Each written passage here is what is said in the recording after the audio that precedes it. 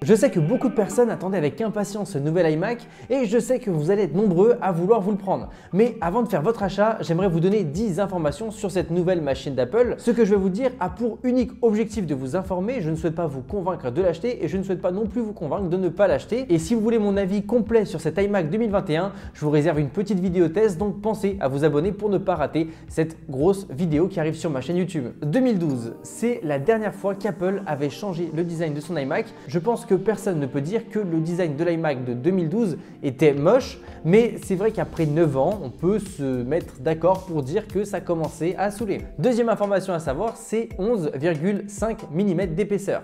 Ce Mac est vraiment ultra fin. Pour rappel, l'iPhone 3G ou 3GS avait une épaisseur de 12,3 mm, ce qui veut dire qu'il était un peu plus épais que cet iMac. C'est juste démentiel de se dire qu'en si peu de temps, on a eu autant d'évolution. Après, c'est vrai que j'ai vu en commentaire que certains d'entre vous se disent qu'avoir un ordinateur aussi fin n'est pas forcément utile. Je suis plus ou moins d'accord avec vous, mais c'est vrai que ça permet d'avoir plus d'espace dans votre bureau. Cet iMac est devenu plus qu'un simple ordinateur, c'est devenu un élément de décoration d'intérieur. Après, c'est vrai que ça fait un peu cher pour la déco. Le chiffre 7. C'est le nombre de couleurs dans lesquelles on peut trouver l'iMac M1.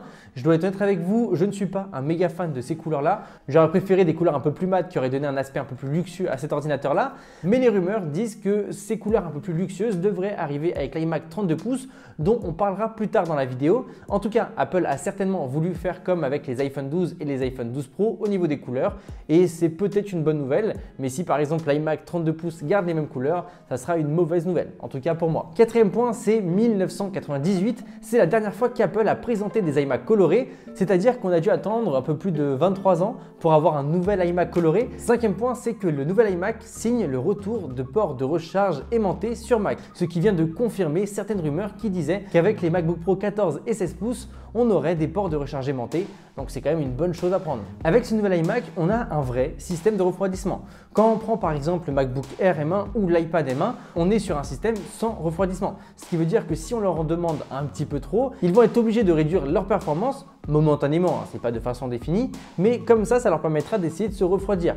Avec un système de ventilation, c'est complètement différent. L'ordinateur va être beaucoup plus endurant et les performances seront donc meilleures, même si on est sur la même puce. Je pense que pour ce point-là, les possesseurs d'iMac vont me le confirmer, mais c'est vrai que la partie d'alimentation des anciens modèles d'iMac a pendant longtemps été un problème parce qu'elle était à l'intérieur de la machine. Le fait d'avoir mis un bloc d'alimentation externe a justement résolu un problème qu'Apple rencontrait sur les anciens modèles. Il va permettre tout simplement de ne plus avoir à réparer les machines dès que ça tombe en panne, parce que c'est vrai que ça tombe souvent en panne, et maintenant ça sera uniquement un accessoire à changer. C'est vrai que personne n'en a vraiment parlé, mais c'était l'un des plus gros problèmes d'Apple et ils viennent de le résoudre en juste quelques secondes. Enfin, ça a pris plusieurs années, mais ça a été plutôt simple à mettre en place et clairement, je trouve que c'est un petit coup de génie. Huitième point, c'est que cet iMac a apporté beaucoup d'accessoires. Il y a beaucoup de gens qui se plaignaient que le fait que la Magic Mouse n'était pas assez ergonomique, qu'elle n'était pas assez haute et que du coup, c'était pas forcément agréable.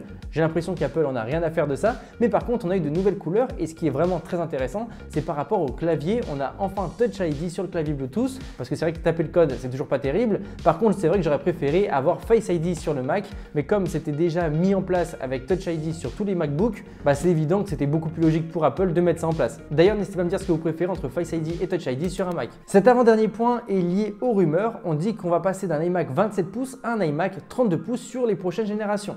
Cet iMac n'a pas été présenté sur cette keynote parce qu'il devrait arriver avec la puce M1X qui serait retravaillée pour apporter bien évidemment plus de performance et pour subvenir aux besoins des professionnels. Cet iMac 32 pouces serait présenté en même temps que les MacBook Pro 16 et 14 pouces d'après les rumeurs. Mais je vous en ai fait une vidéo dédiée si vous voulez aller plus loin là-dessus. Et le dixième point, c'est un constat, c'est que le Mac mini est quand même une bonne alternative. Pour résumer, l'iMac est à 1 449 €. On a un écran et une puce M1. Avec le Mac mini, vous avez la puce M1, mais par contre, il ne coûte que 799 €, ce qui vous laisse à peu près 700 € pour acheter un moniteur externe 4K. Je peux vous dire que pour 700 €, vous trouvez un écran 34 pouces QLED incurvé de chez Samsung qui est juste incroyable. Et si vous voulez vraiment un écran 24 pouces comme ce que vous avez sur l'iMac actuel, pour 400 €, vous trouverez un écran 4K bien plus que suffisant et ça vous permettra comme ça d'avoir un ordinateur maison avec la puce M1 bien moins cher qu'avec l'iMac. Après évidemment c'est des questions de goût et de couleur et je ne suis pas là pour vous influencer, je dis juste ça comme ça, c'est juste une info, voilà, vous prenez pas, c'est à vous de voir. Bon voilà les amis, vous savez tout ce qu'il faut savoir par rapport à la nouvelle bête d'Apple. Évidemment tout ce que je vous ai dit ne sont que des informations ou des faits, je compte bien évidemment aller plus loin au niveau des tests sur la chaîne, donc pensez bien à vous abonner en appuyant sur le bouton rouge. En tout cas, nous on se dit à très bientôt, prenez soin de vous, c'était André Martin.